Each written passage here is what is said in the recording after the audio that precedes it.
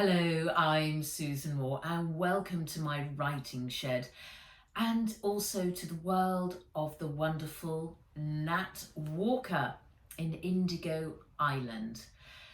We left Nat at the Bullion Suite in San Francisco in a hotel with her Aunt Vera and cousin Henry. But today we go to chapter 7 and find out what's happened to Zixin in Scorta. Zixin sat on the steps of the cathedral.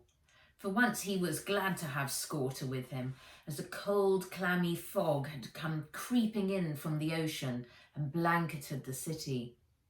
It was like sitting next to a furry radiator. They'd been waiting for over half an hour. He was tired from the day, but even more so from jet lag. His eyelids grew heavy. If only he could just lie down, he'd be asleep in a second. His legs ached from walking up and down hills in his slider boots.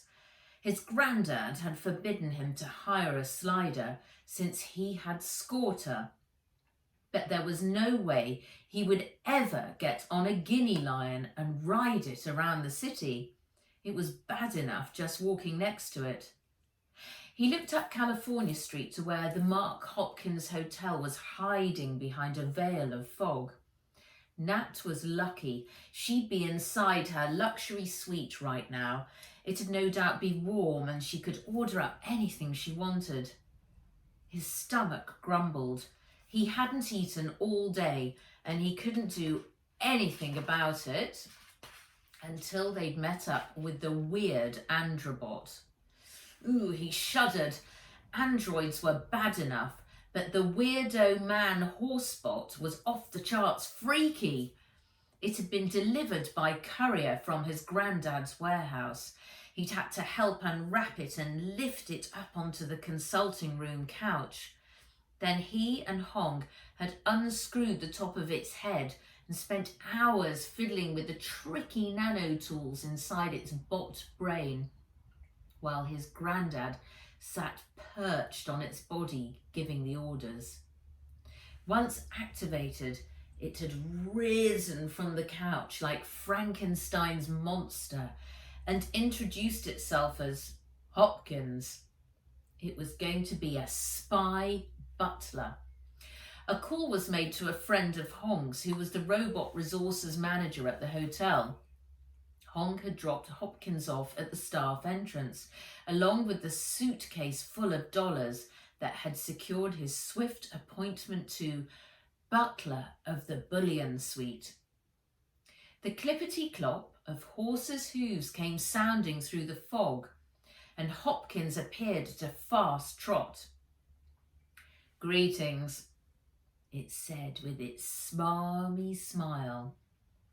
Zixin stood up.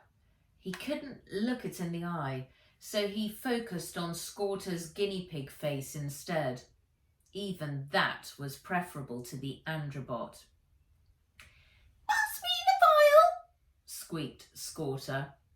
The androbot's eyes flashed ice blue as it connected direct to Scorta and passed the file. Zixin yawned. "Transfer complete," it said. "Has anyone talked about the sword?" said Zixin. Hopkins paused, tracking through the file. "No, but I have not been privy to all conversations. The dragon robot does not trust me and has banned me from Natalie Walker's room." "Drat that dragon," said his granddad inside Zixin's ear. "I must return to the suite before Mrs. Walker finishes her lunch with the hotel manager. They were on the dessert course when I left," said Hopkins. "Tell him to go, and you get back here fast, my boy," said his granddad in his ear. "Go. We'll meet you here tomorrow at 7, said Zixin. Hopkins saluted and galloped off back up California Street, Shrieks and screams came echoing out of the fog as he sped past a group of tourists on the cable car. "Up on, let's get going," squeaked Scorter. "I'd rather eat pieces of glass than get on you," said Zixin. The guinea lion scowled. "Suit yourself. Not good enough for you, are we?" "You're a freak," said Zixin. He knew he shouldn't go there, but he was tired, cold and hungry. The nip was fast and furious. He felt the titanium teeth pierce the skin of his cheek. "Get on," growled Scorter. Zixin was too tired and hungry to argue. He swung his leg over its back, put his head low and gripped onto the lion mane. Scorter took off at a run, hurtling down Knob Hill like a bullet, straight into Chinatown. They came flying through Hong's door into the consulting room, where Scorter bucked Zixin off.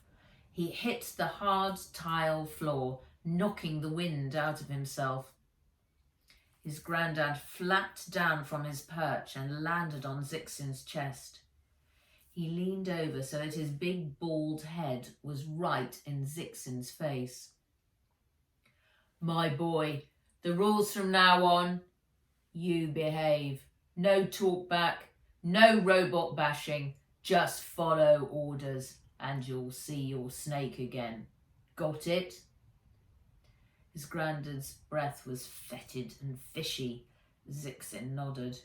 He'd agree to anything right now. "And remember, I can always make a hybrid out of you too."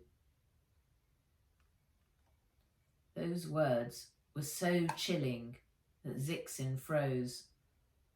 It was clear that the only way forward was to obey, to do as he was told, no matter what his granddad asked him to do. The end of chapter 7. Things are getting a bit tricky there, now that they've got Hopkins as the spy, half horse, half android robot in Nat's suite. Tomorrow, we'll rejoin Nat at chapter 8, Sliders Are Us. Thank you for joining me and Nat and Fizz today. Bye-bye.